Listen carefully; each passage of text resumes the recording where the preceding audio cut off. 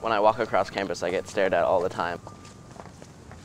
Nico Barragan is in the minority at Columbia University and says he has to hide who he really is.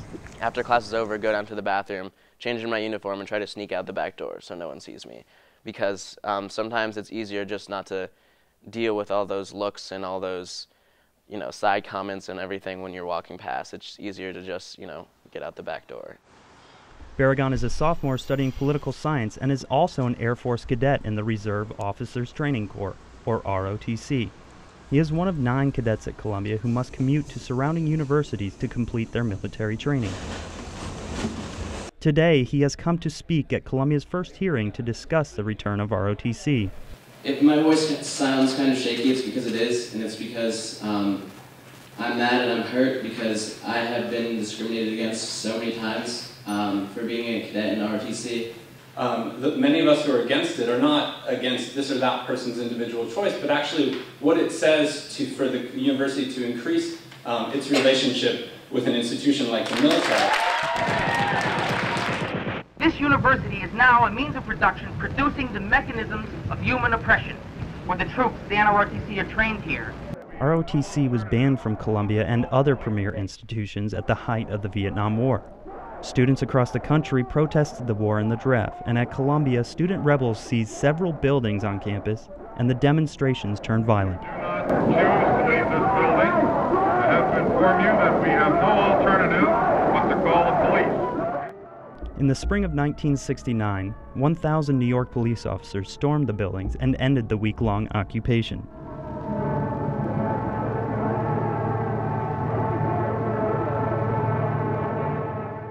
In the end, students got what they wanted. Shortly after the Columbia Revolt, the ROTC and other defense-related groups were kicked off campus.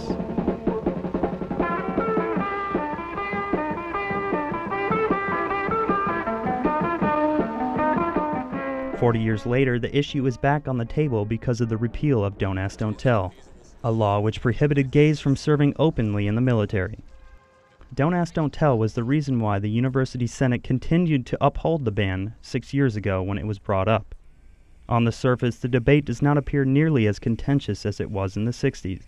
But after the heckling of a veteran at the second ROTC hearing, things quickly got out of hand. We begin at Columbia University. Former Army Staff Sergeant Anthony Maschek. Recently, Anthony debated whether ROTC should return to Columbia. It was booed, heckled, and even called a racist by some students when he spoke in favor of military service. How dare they? I'm ashamed of them. Saying, well, I'll take your money, but I will not allow you to train your officers or be on my campus. Get off that campus, get out of Columbia, give that money back, and get out of this country. Back at Columbia, some students say it's become personal. The online discussion has been incredibly disturbing, incredibly vicious and cruel and hostile. Sumaya Kasamali says she's been receiving hate mail and threats after writing an editorial opposing ROTC in the student newspaper. She would only speak to us in the company of some friends. There has been a somewhat hostile environment created where people are afraid to voice that for fear of being attacked as not being sufficiently, supporting of the troops or supporting of America. Sociology professor Alan Silver says that media sensationalism is taking away from the core issue of the debate. He says the argument isn't about patriotism, it's about civic duty. If a country goes to war, if a democracy goes to war, or contemplates war, thinks about war, all groups should share the risks equally. But there are others who argue that there is no place for the military in liberal arts education. I am not in favor of giving credit to students to study how to kill people.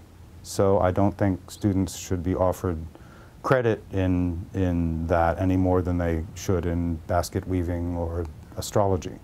On March 4th, Harvard became the first Ivy League institution to invite ROTC back to its campus. Ultimately, the decision at Columbia will be made on April 4th by faculty, alumni, and students who serve on the Columbia University Senate.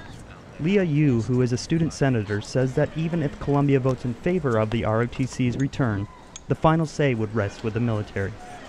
And so it's up to them to take that on. And this is actually also a point of contention, you know, whether people want to come back to Columbia at all.